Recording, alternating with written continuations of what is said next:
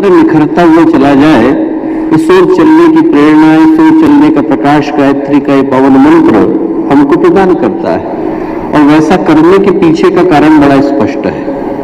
कारण ये है दोस्तों कि इस जीवन में गिरना सरल है और उठना कठिन है। यदि आप पानी का एक गिलास लेकर के जाएं, पहाड़ी के ऊपर ले जाएं, हल्का सा धक्का मारें तो धरती का गुरुत्वाकर्षण उसको खींच करके ले जाता है। कोई अतिरिक्त प्रयत्न की आवश्यकता नहीं होती।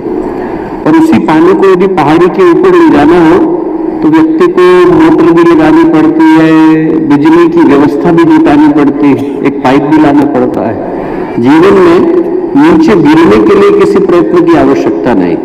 व्यक्ति अपने आप वातावरण का प्रवाह, समाज की दिशा, हमारी बुरी आदतें, हमारे कुसंस्कार हमसे गलत करा ही लेते हैं। पर अच्छा करने के लिए व्यक्ति को साहस की, संकल्प की और ईश्वरीय शक्तियों के संरक्षण की आवश्यकता होती है। कोई व्यक्ति सड़क पर जा रहा हो, कोई आकर के उसे चाकू मार दे तो चाकू मारने के लिए उसे किसी से पूछने की आवश्यकता नहीं। ऐसा नहीं कि दुनिया में किसी यूनिवर्सिटी में जाकर के दाखिला लेने की आवश्यकता है कि सबसे बढ़िया चाकू नहीं मार सकता हूं, सबसे बढ़िया डिप्लोमा नहीं लेकर के घूम रहा हूं, ऐसा नहीं। पर उस घाव को भरने के लिए आपका क्वालिफाइड डॉक्टर होना अनिवार्य हो जाता है। जीवन में गलत करने के लिए किसी से पूछने की आवश्यकता नहीं दोस्तों। व्यक्ति से अपने आप गलती होती है, देखते देखते गलती भूल में, भूल पाप में, पाप अपराध में, और अपराध धीरे धीरे व्यक्ति के व्यक्तित्व में बदल जाता है। और उसी व्यक्ति के अंदर यदि आपको कुछ अच्छा करने का संकल्प जगाना हो तो अनेकों लोगों को प्रयत्न करने की आवश्यकता होती है। जीवन की अनेक मोड़ों पर, जीवन के अनेक ठोकरों पर उसे सही पथ याद दिलाने की आवश्यकता होती है, तभी उसके अंदर का अच्छा इंसान जाग पाता है। महाभारत में कहानी आती है कि दुर्योधन से विदुर ने पूछा, विदुर दुर्योधन के लिए युधिष्ठिर दोनों के ही चाचा थे।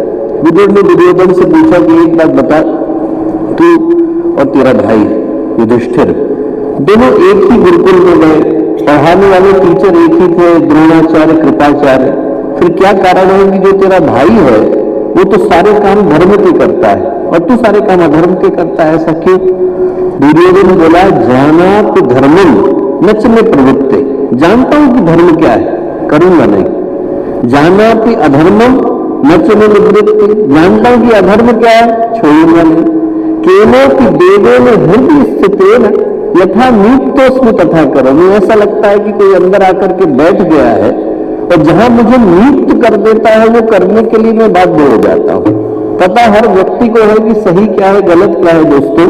व्यक्ति गलत पथ का चयन इसलिए करता है क्योंकि वो आसान नजर आता है। कितना भी कष्ट साध्य दिखते हुए यदि धर्म के पथ पर, सत्य के पथ पर, न्याय के पथ पर, अध्यात्म के पथ पर बढ़ने का साहस हमारे भीतर आता है तो फिर हमारे जीवन में सौभाग्य का उदय हो पाता है। उस सौभाग्य को पैदा करने का मंत्र, मन में संकल्प को पैदा करने का मंत्र, मन में साहस को पैदा करने का मंत्र, मन में संयंत्रण को पैदा करने का मंत्र गायत्री का यही पावन मंत्र है। एक बार स्थिर चित्त शांत मन के साथ उसी शक्ति का आवाहन करते हैं जिनको हमने सद्ज्ञान, सद्भाव, सदकर्म, सत्प्रवृत्ति की देवी कहकर के पुकारा। मां गायत्री का पावन मंत्र साथ साथ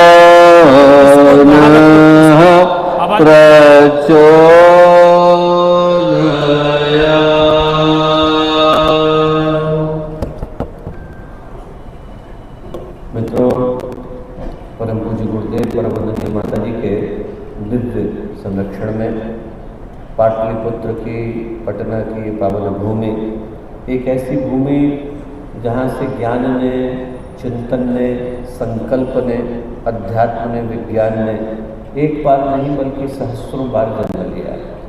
जब जब भारत भटका है तो उसको दिशा दिखाने का काम यदि किसी एक भूमि ने किया तो वो बिहार की भूमि ने किया। ये वो भूमि है दोस्तों जहाँ पर बुद्ध ने अपने निर्वाण को अंतिम शिखर पर पहुँचाया। महावीर के मौन को मुखर करने वाली भूमि बिहार की भूमि, कौटिल्य के, चाणक्य के, चंद्रगुप्त की कूटनीति को शिखर पर पहुँचाने वाली भूमि बिहार की भूमि। ये वो भूमि है जहाँ पर आर्यभट्ट का विज्ञान, ये वो भूमि है जहाँ पर माँ जानकी का तप, ये वो भूमि है जहाँ पर एक से एक बढ़कर अध्यात्मवेत्ताओं ने अपने जीवन के अंतिम शिखर को स्पर्श किया।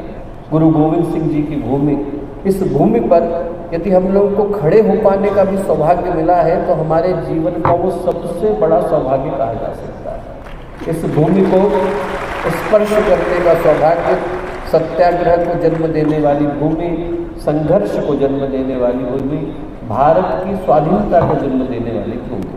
आज उस भूमि पर बापू सभागृह के अंदर जब हम लोग युवा सशक्तिकरण के उद्देश्य से यहाँ आकर के उपस्थित हुए तो आज के इस कार्यक्रम में हम लोगों के साथ मंच पर उपस्थित आदरणीय श्री देवानंद जी भाई साहब, आदरणीय श्री अरविंद जी, आदरणीय श्री शशि भूषण ठाकुर जी और हम लोगों के अपने आदरणीय श्री मनीष जी, आदरणीय श्री ज्ञान प्रकाश जी, आदरणीय श्री निशान जी भाई साहब, मंच पर दोनों ही तरफ बैठे गायत्री परिवार के सभी सम्मानित कार्यकर्तागण और सबसे बड़े यहाँ पर बिहार के प्रत्येक स्थान से आए, 38 जिलों से आए, 33 करोड़ देवी देवता जो यहाँ पर विद्यमान है।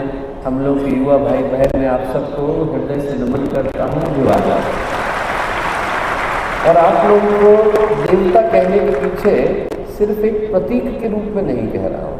मुझे याद आता है कि जब पूज्य गुरुदेव अपनी साधना के अंतिम वर्ष में थे तो बिरला जी के सुपुत्र गुरुदेव के पास गए और गुरुदेव के पास 11 करोड़ रुपए लेकर के गए, गुरुदेव के चरणों में रखे और गुरुदेव से बोले कि गुरुदेव आप एक सोने का मंदिर बनाइए, एक ऐसा मंदिर बनाइए गायत्री का जैसा आज तक किसी ने देखा नहीं, स्वर्ण का शिखर हो, उसके अंदर हीरे आभूषणों से सुसज्जित प्रतिमा विद्यमान हो, ऐसा उनका भाव था। गुरुदेव के चरणों में पैसे रखे, गुरुदेव ने पैसे लौटाए, बोले वसंत पैसे में छूता नहीं, तेरे लूँगा नहीं, वापस लेकर के जाए। पर एक बात बता, भगवान सोने के मंदिर में बैठे और बाहर व्यक्ति को खाने को न मिले तो भगवान को कैसा लगेगा? बोले बनाना है तो तू स्कूल बना, कॉलेज बना, हॉस्पिटल बना, भगवान के मंदिर में। बोले हमें बिठाना होगा तो भगवान को सोने के मंदिर में नहीं, लोगों के दिल के अंदर बिठाएंगे। लोग उनसे मिले और उनको मिलने के बाद लगे कि आज हमारा मंदिर जाना सार्थक हो गया। उनके व्यक्तित्व में वही प्रकाश था जो मंदिर के अंदर विद्यमान होता है, उनकी वाणी में वही मिठास थी जो मंदिर के प्रसाद में होती है, उनके